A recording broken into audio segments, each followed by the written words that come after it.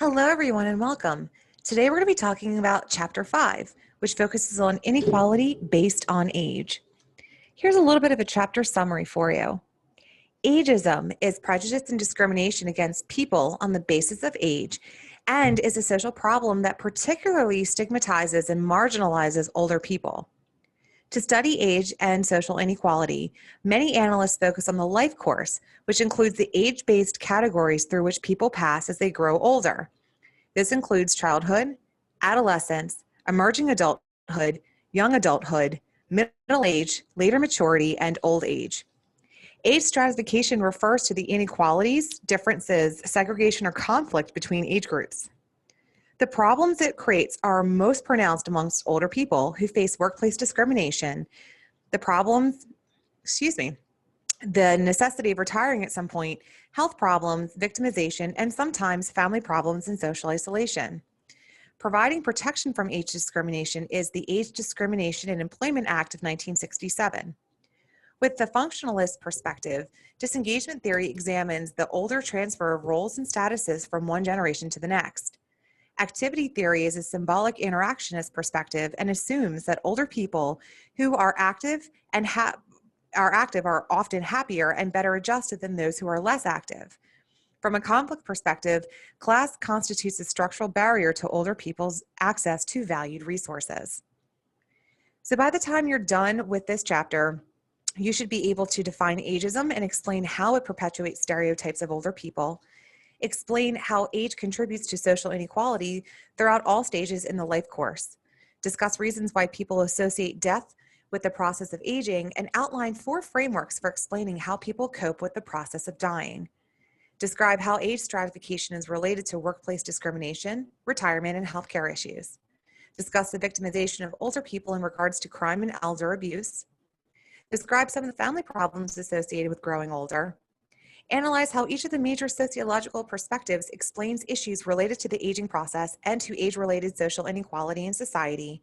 And finally, discuss possible solutions to the problem of age-based inequality. So when we look at ageism as a social problem, there's a couple of things to think about. At least 13.5 million people are considered officially unemployed. This situation especially affects teen workers between the ages of 16 and 19 and older workers who have been referred to as, quote, America's new unemployables. Age-based inequality has a variety of sources, and these inequalities are exacerbated by stereotypes of younger people and older individuals. Age-based inequality is linked to age discrimination, which involves negative and differential treatment of people over 40 years of age. So, how do we even understand it? Well, we have to look at ageism. This is prejudice and discrimination against people on the basis of age and is a social problem that particularly stigmatizes and marginalizes older people. So some age-based stereotypes include older persons as slow in their thinking and movement. Older people live in the past and are unable to change. They're also cranky, sickly, and lack in social value. And many are what people would refer to as greedy geezers. They live an affluent lifestyle while ignoring the needs of future generations. Although children and adolescents are not exempt from age-based stereotypes, older people are stereotyped in numerous ways. Older persons, again, with these stereotypes, it leads them to not be seen as an equal within society. But in order to even understand what these stereotypes mean and how they influence our society, we have to study age and social inequality. Many analysts focus on the life course, the age-based categories through which people pass as they grow older. Social gerontology is the study of social, non-physical aspects of aging and is the primary basis of our textbooks' comparisons of age classifications. Infants and children are among the most powerless individuals in society. Children encounter many problems such as family instability, poverty, maltreatment by relatives and other caregivers, and even sexual exploitation. 1 out of every 5 children in our country lives in poverty. More than 1/3 of all children are being born to unwed mothers. One of the significant phases in an individual's life is between childhood and adulthood. This phase is adolescence, which takes place during the teenage years. Before the 20th century, the concept of adolescence did not even exist. Adolescents face an identity crisis in which they must figure out who they are and what they want to become. They also face difficult decisions pertaining to their sexuality and their relationships with people of the same sex as well as the opposite sex. Teen pregnancy and parenthood are major concerns for many adolescents. A defining factor in adolescence is puberty. Social problems like drinking, drugs, sexual explicit media, and violence often become individual problems for adolescents. Emerging adulthood is the span between adolescence and adulthood, usually between the ages of 18 and 25. Structural factors in the larger society have contributed to the development of emerging adulthood, including the time necessary to complete sufficient education to survive in an information-based economy, limitations on the number of available entry-level jobs, and less pressure to marry early because of greater acceptance of premarital sex, cohabitation, and birth control. Social problems surrounding conflict ages that indicate adulthood include drinking ages, voting ages, and driving ages. Young adulthood encompasses the years between 26 to 39. During this time, people acquire new roles and experience a sense of new freedom. Many have problems finding their niche, particularly as it appears they do not have as high a standard of living as their parents. Middle age encompasses the years between ages 40 and 65. Because life expectancy was lower in the past, the concept of middle age did not exist until fairly recently. The life expectancy is 78 years old in the United States. As people progress through middle age, they experience nonsense, which is primary aging, that results from molecular and cellular changes in the body. Some signs of senescence are visible, including wrinkles and gray hair, while others are not. And that can mean arthritis or stiffness in connective tissue joints, a gradual dullness of senses such as taste, touch, and vision, and slower reflexes. Vital systems also undergo gradual change. Lung capacity in the digestive, circulatory, and reproductive systems gradually decline in efficacy. People also experience secondary aging related to environmental factors and lifestyle.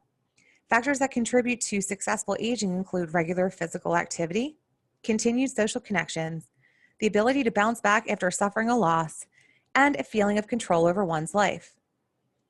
The United States is a youth-oriented culture. Life changes associated with aging are perceived as something to be avoided. Popular culture contributes to the prevalence of such cultural norms.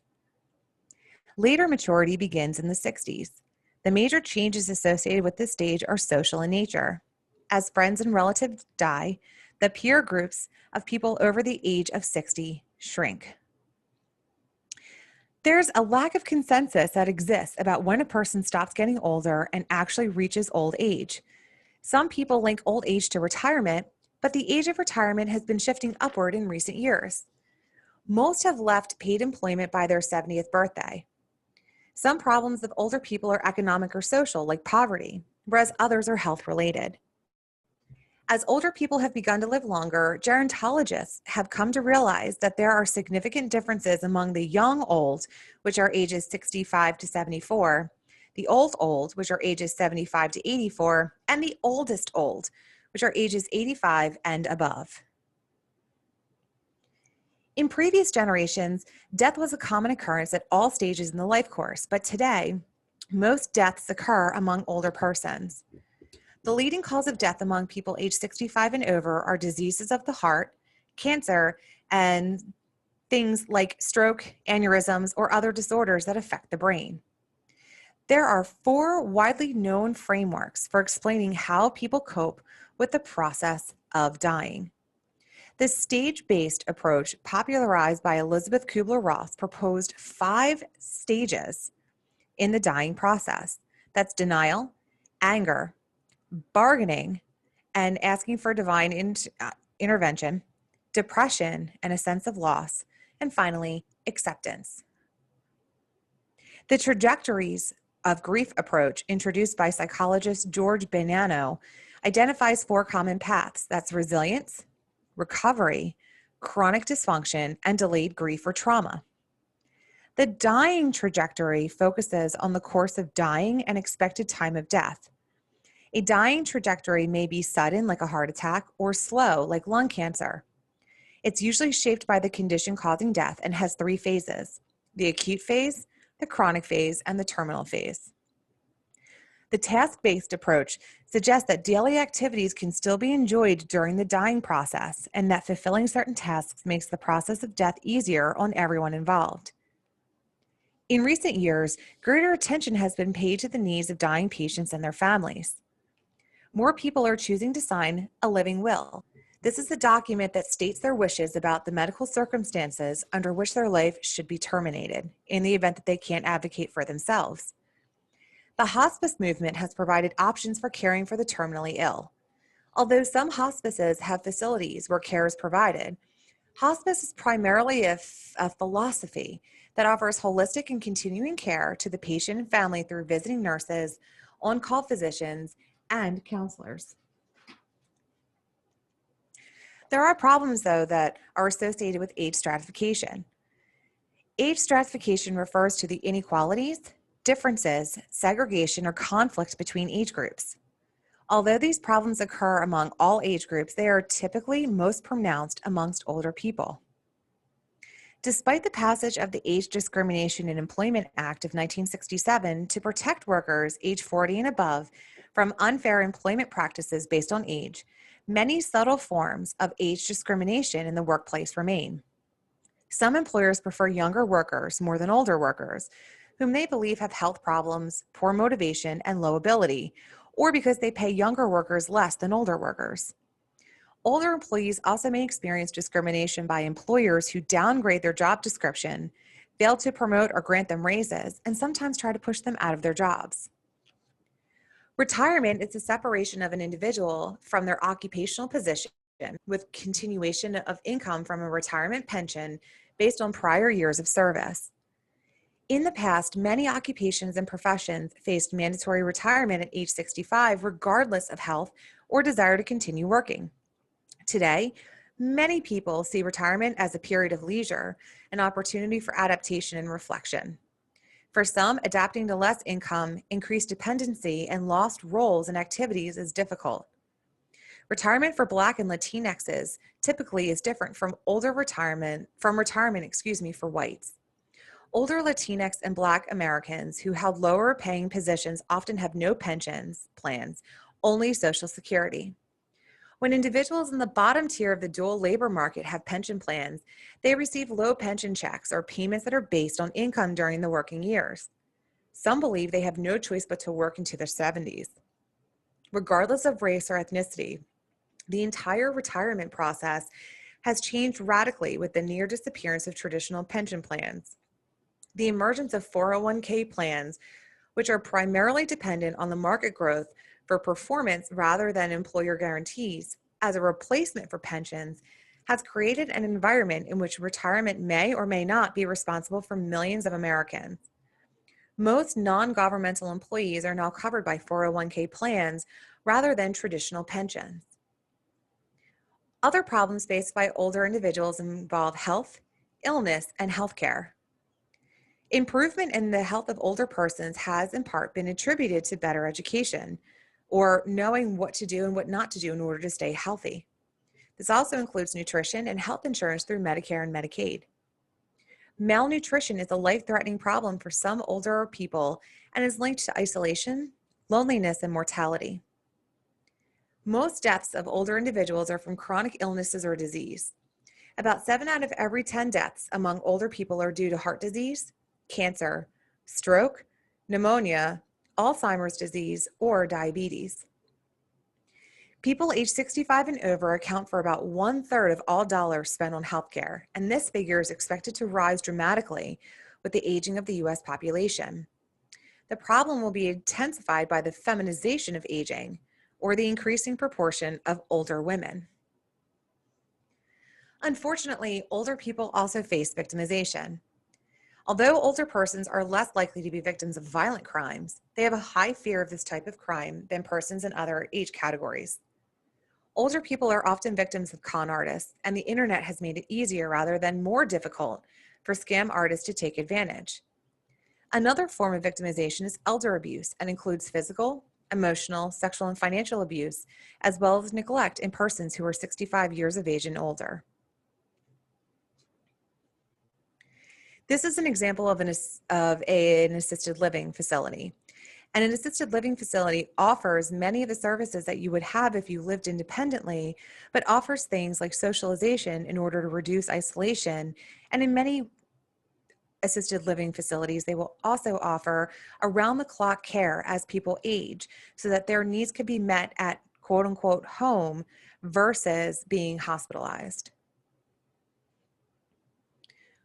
Older persons can become socially isolated from their families. Many older persons voluntarily live alone, but others live by themselves because they're divorced, widowed, or single. An increasing number of older persons are actually homeless. Some lived in the streets for many years, and others have arrived more recently after being displaced from low-income housing. Homeless older people are typically lacking in nutritious food, appropriate clothing, adequate medical care, and a support network. They also tend to die prematurely of disease, crime victimization, accidents, and weather-related crises such as freezing to death on a park bench. Only about 4% of older persons live in any kind of institution. In fact, older people are more likely than people of any other group to reside where they live for many years and own the home free and clear of debt.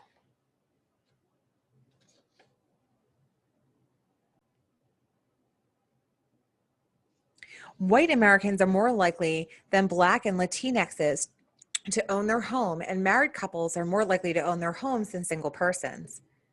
Some low-income older people live in planned housing projects that are funded by federal and local government agencies or private organizations such as religious groups. Older persons with middle and upper incomes are more likely to live in retirement communities or in congregate housing that provides amenities such as housekeeping, dining facilities, and transportation. In recent years, religious organizations and for-profit corporations have developed multi-level facilities that provide services ranging from independent living to skilled nursing care at the same site. These facilities are often quite expensive. Today, only about 1% of people aged 65 to 74 live in nursing homes. However, the percentage increases to almost 24% among people ages 85 and over. Because of their greater life expectancy and higher rates of chronic illness, women are disproportionately represented among the 1.7 million who reside in nursing homes. The primary factors related to living in a nursing home are age, typically 85 and over, being female, living in a retirement house rather than being a homeowner, having no spouse at home, recent hospitalization, and having some cognitive or physical impairment that interferes with the activities of daily living, or ADLs. While some nursing home facilities may be excellent, others have undergone extensive media scrutiny and public criticism for violations of regulations, as well as harmful practices such as elder abuse and neglect.